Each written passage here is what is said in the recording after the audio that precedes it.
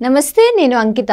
Karnataka CM సిద్దిరామయ్యని పదవి నుంచి తప్పించాలన్నట్లు చూస్తున్నారు. అయితే ఇది మొత్తం జగన్మోహన్ రెడ్డి చేస్తున్నట్లు తెలుస్తుంది. అయితే దీని వెనుక బీజేపీ నాయకులుండి జగన్మోహన్ రెడ్డితో ఇది చేపిస్తున్నట్లు కూడా తెలుస్తుంది. సో అసలు ఈ టాపిక్ ఏంటి, దీనిపైన డిస్కస్ చేయడానికి మనతో పాటు సీనియర్ జర్నలిస్ట్ సిఎస్ఆర్ ఉన్నారు. ఆయనతో మాట్లాడదాం. Hi sir. హలో సార్, ఇప్పుడు కర్ణాటక సీఎం సిద్దిరామయ్యని పదవి నుంచి తొలగించబోతున్నట్లు తెలుస్తుంది. సో అసలు ఎందుకంటారు? మరి జగన్మోహన్ రెడ్డి ఎందుకు ఈ ప్రయత్నం చేస్తున్నారు? సో జగన్మోహన్ రెడ్డితో బీజేపీ నాయకులు వెనకుండి చేపిస్తున్నట్లు తెలుస్తుంది. అసలు దీని వెనుక అంతా ఎవరున్నారు, ఎందుకు ఇలా చేస్తున్నారు? తాజాగా కర్ణాటకలో జరుగుతున్నటువంటి రాజకీయ పరిణామాలు, ఆ రాజకీయ పరిణామాల వెనుక ఏం జరుగుతుంది అనే దాని మీద కనుక కొంచెం లోతుగా ఆలోచిస్తే జగన్మోహన్ రెడ్డి ప్రమేయం ఉందా అనేటువంటి అనుమానం కలుగుతుంది. ఒకటి. రెండు, ఎందుకు ఆ రాష్ట్రంలో సంబంధించినటువంటి రాజకీయాల్లో జగన్మోహన్ రెడ్డి ఏలు పెడుతున్నారు, ఏలు పెట్టే ఛాన్స్ ఉంది అనే దాని మీద కనుక మనం ఒక క్వశ్చన్ వేసుకుంటే బీజేపీ వాళ్ళే అతని చేత ఇలాంటి పనులన్నీ చేపిస్తున్నారేమో అనేటువంటి డౌట్స్ కూడా ఉన్నాయి. కర్ణాటకలో కాంగ్రెస్ పార్టీ ప్రభుత్వం ఉంది, తెలంగాణలో కాంగ్రెస్ పార్టీ ప్రభుత్వం ఉంది. కాంగ్రెస్ పార్టీ మొదటి నుంచి కూడా ప్రభుత్వాన్ని కూల్చి వేయకుండా జాగ్రత్త పడుతుంది కాంగ్రెస్ పార్టీ. ఎందుకంటే బీజేపీ ప్రభుత్వాన్ని ఎప్పుడు కూల్చి వేస్తుంది భారతదేశ వ్యాప్తంగా అనేది తెలుసు. దాదాపు 16 రాష్ట్రాలకు సంబంధించిన ప్రభుత్వాలని కూల్చేసింది 2014 నుంచి నరేంద్ర మోడీ అధికారంలోకి వచ్చిన తర్వాత. లోక్సభ ఎన్నికలు అయిపోయిన తర్వాత కర్ణాటక ప్రభుత్వాన్ని కూల్చేయబోతుంది బీజేపీ అనేది చాలా కాలం నుంచి జరుగుతుంది చర్చ. అలాగే తెలంగాణలో ఉండే కాంగ్రెస్ ప్రభుత్వాన్ని కూడా కూల్చేయబోతుందని చెప్పి కూడా ఒక చర్చ నడుస్తుంది. సో ఇలాంటి పరిస్థితుల్లో ప్రభుత్వాన్ని ఏ విధంగా కూలుస్తారు కర్ణాటకలో అని అంటే, దాన్ని ప్రభుత్వాన్ని కూల్చేసే బాధ్యతను అక్కడ జగన్మోహన్ రెడ్డికి అప్పచెప్పారు అనేది ఒకటి.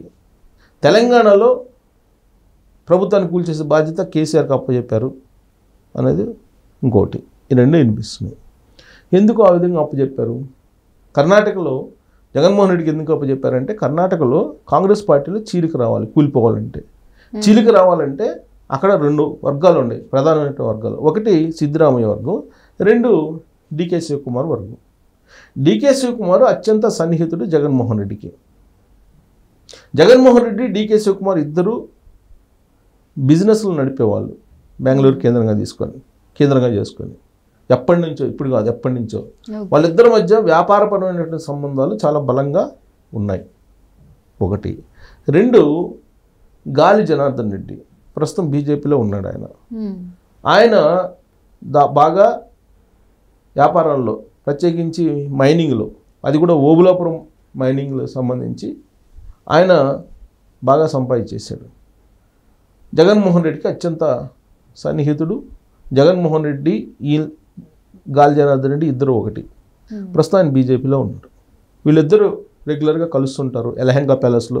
ఆంధ్రప్రదేశ్లో అధికారం కోల్పోయిన తర్వాత జగన్మోహన్ రెడ్డి బెంగళూరులో ఏం చేస్తున్నాడంటే, గాలి జనార్దన్ రెడ్డితోటి, డికే శివకుమార్ తోటి, ఇద్దరితోటి మంత్రాలు సాగిస్తున్నాడు.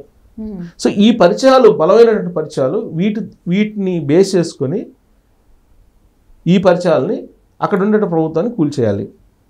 ఆయనేమో బీజేపీ, గాలి జనార్దన్ రెడ్డి, డికే శివకుమార్ ఏమో కాంగ్రెస్. సో డికే శివకుమార్ ఎప్పటి నుంచో సీఎం కావాలనేది ఆయన కోరిక. ఇలాంటి క్రమంలో ఎప్పుడైతే ఆంధ్రప్రదేశ్లో ప్రభుత్వం పోయిందో, జగన్మోహన్ రెడ్డి ఎప్పుడైతే ఎలహంగా ప్యాలెస్లో బెంగళూరులో కుట్రలు చేస్తూ ఉన్నాడో, అప్పుడే ఆడ కాంగ్రెస్ పార్టీలో ఒక పుండు పుట్టింది. ఏంటది అని అంటే, మహామైసూరుకు సంబంధించి ముండా స్కామ్ అంటారు. మహామైసూరు సంబంధించి అక్కడ ల్యాండ్ అలాట్ జరిగినప్పుడు ఆ ల్యాండ్ అలాట్లో సిద్దిరామయ్యకి సంబంధించినటువంటి సిద్దిరామయ్య సతీమణి ఆవిడ ఏ ల్యాండ్ అయితే రావాలో దానికన్నా ఎక్సెస్ తీసుకున్నారు అనేది ఆ కుంభకోణం. ఓకే. దాని మీద అక్కడ ఉండేటువంటి గవర్నర్ ఏం చేశారు, సిద్దిరామయ్యని విచారించడానికి ఆదేశాలు జారీ చేశారు. సిద్దిరామయ్యని విచారించవచ్చు అని చెప్పి ఆదేశాలు జారీ చేశారు గవర్నర్. అంటే వన్స్ విచారణ, ఆయన మీద కేసు ఫైల్ అయిందంటే ఆయన ముఖ్యమంత్రి పదవి నుంచి దిగిపోవాలి. అందుకని ఆయన ఏం చేశాడు, గవర్నర్ ఆర్డర్స్ని సవాల్ చేస్తూ హైకోర్టుకి వేశారు. హైకోర్టు ఏం చెప్పింది, విచారించండి అని చెప్పింది. అంటే గవర్నర్ ఆర్డర్స్ని సరైనవే అని చెప్పి హైకోర్టు చెప్పింది. దీంతో ఇప్పుడు విచారణకి ఎదుర్కోవాల్సిన పరిస్థితి ఏర్పడింది సిద్ధరామయ్యకి. అందుకే అత్యవసరంగా ఇవాళ కాంగ్రెస్ పార్టీ శాసనసభాపక్ష సమావేశాన్ని పెట్టారు. మరి ఈ శాసనసభాపక్ష సమావేశంలో ఏదైనా జరగచ్చు, ఏదైనా జరగచ్చు. డీకే శివకుమార్ని సీఎంగా చేసేటువంటి అవకాశం కూడా లేకపోలేదు. ఇన్ కేసు అది జరగకపోతే కనుక అప్పుడు నీకు కొంతమంది ఎమ్మెల్యేలు తీసుకొని డీకే శివకుమార్ బయటకు వస్తున్నాడు అనే టాక్ కూడా వస్తుంది. ఈ మధ్యకాలంలో నరేంద్ర మోడీని డీకే శివకుమార్ పోయి కలిశాడు. దీని అంతటి కారణం ఎవరంటే జగన్మోహన్ రెడ్డి అనేది ఒకటి వినిపిస్తుంది. అంటే అక్కడ కాంగ్రెస్ పార్టీ ప్రభుత్వాన్ని అక్కడ కూల్చేసేటువంటి ఒక టాస్క్ని బీజేపీ వాళ్ళు జగన్మోహన్ రెడ్డికి అప్పచెప్పారు. ఆ టాస్క్ అక్కడ నడుస్తుంది. ఇక్కడ ఆ తర్వాత అది అయిపోయిన తర్వాత ఇక్కడ కాంగ్రెస్ పార్టీని కూల్చేసిన ప్రయత్నం తెలంగాణలో చేయబోతున్నారు అనేది ఇంకోటి రాజకీయ వర్గాల్లో నడుస్తుంది. ఇక్కడ ఎవరి ద్వారా చేస్తారంటే కేసీఆర్ ద్వారా చేసేటువంటి అవకాశం ఉందని అంటున్నారు. కేసీఆర్కి అంత బలం ఉందా అని అంటే కేసీఆర్కి టచ్లో ఉండేటువంటి వాళ్ళు కొంతమంది ఉన్నారు, కాంగ్రెస్ పార్టీలో ఉండేటువంటి వాళ్ళే. అలాగే జగన్మోహన్ రెడ్డికి సంబంధించిన సన్నిహితులు కూడా కొంతమంది ఇక్కడ ఉన్నారు. వీళ్ళిద్దరు కలిసి జగన్మోహన్ రెడ్డి కేసీఆర్ ఇద్దరు కలిసి తెలంగాణ ప్రభుత్వాన్ని కూల్చేసిన అవకాశం ఉంది అనేది కూడా ఒకటి వినిపిస్తుంది. సో కాబట్టి ఈ కొన్ని టాస్క్ని బీజేపీ వాళ్ళు జగన్మోహన్ రెడ్డి చేత చేయిస్తున్నారు ఇప్పటికీ కూడా. అందుకే ఆయన బెయిల్ రద్దు కావట్లేదు. అందుకే ఆయన పార్టీకి సంబంధించినటువంటి వాళ్ళు ఎంతమంది కేసుల్లో ఉన్నా ముందస్తు బెయిల్తో బయటకు వస్తున్నారు తప్పితే ఒక్కళ్ళు కూడా అరెస్ట్ కాలేదు ఇప్పటివరకు. ఒక్కళ్ళు కూడా అరెస్ట్ కాలేదు.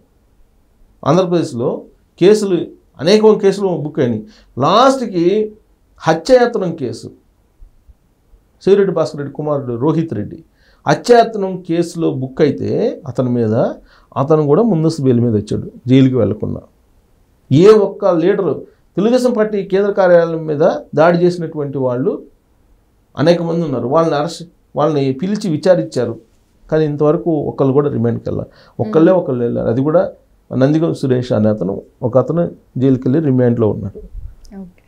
మిగతా ఎవరు కూడా జగన్మోహన్ రెడ్డి పరివారం ఎవరైతే ఉన్నారో జగన్మోహన్ రెడ్డికి అత్యంత సన్నిహితంగా అవినాష్ రెడ్డి కానీ, వివేకానంద రెడ్డి మర్డర్ కేసు ఉంది కదా, జైలుకి వెళ్ళలేదు కదా, అప్పిరెడ్డి కానీ, కేంద్ర కార్యాలయం మీద తెలుగుదేశం పార్టీ కేంద్ర కార్యాలయం మీద దాడి చేసినటువంటి వాళ్ళలో ఆయన ప్రముఖుడు కదా అప్పిరెడ్డి, ఆయనే వెళ్ళలేదు.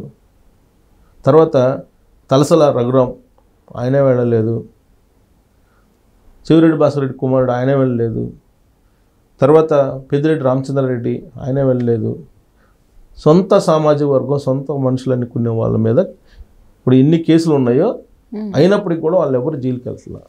వెంకటరామరెడ్డి మైనింగ్, లిక్కరు వాసుదేవరెడ్డి వీళ్ళెవ్వరు జైలుకి వెళ్ళలేదు కదా.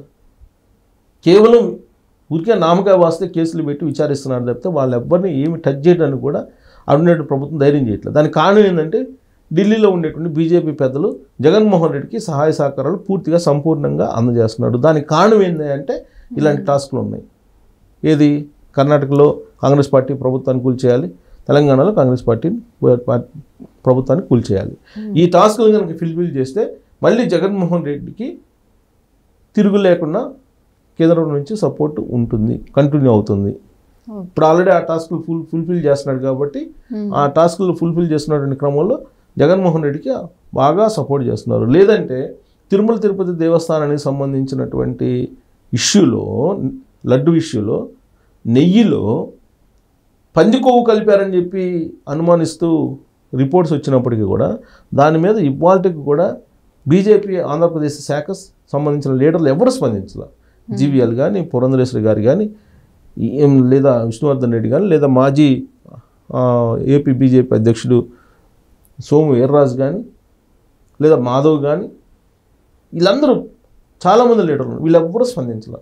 అసలు నరేంద్ర మోడీ స్పందించాలి కదా, కేంద్ర హోంశాఖ మంత్రి అమిత్ షా స్పందించలేదు కదా, ఇప్పటి వరకు స్పందించలేదు కదా. సో బీజేపీలో రెండు వర్గాలు ఉన్నాయి, ఒక వర్గం స్పందించింది, ఇంకొక వర్గం స్పందించాలి.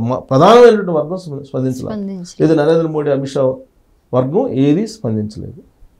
దానికి కారణం ఏంటంటే ఇది కర్ణాటకలో ప్రభుత్వాన్ని తెలంగాణలో ఉండేటువంటి కాంగ్రెస్ పార్టీ ప్రభుత్వాన్ని కూల్చేసేటువంటి టాస్క్ ఆయనకు అప్పచెప్పారు కాబట్టి వాళ్ళు అటు జగన్మోహన్ రెడ్డికి అలాగే బీజేపీకి మధ్య ఒక బలమైనటువంటి బంధం ఇంకా కొనసాగుతుంది అని చెప్పడానికి ఇది ఒక ఉదాహరణగా తీసుకోవచ్చు. Okay, thank you sir. Thank you.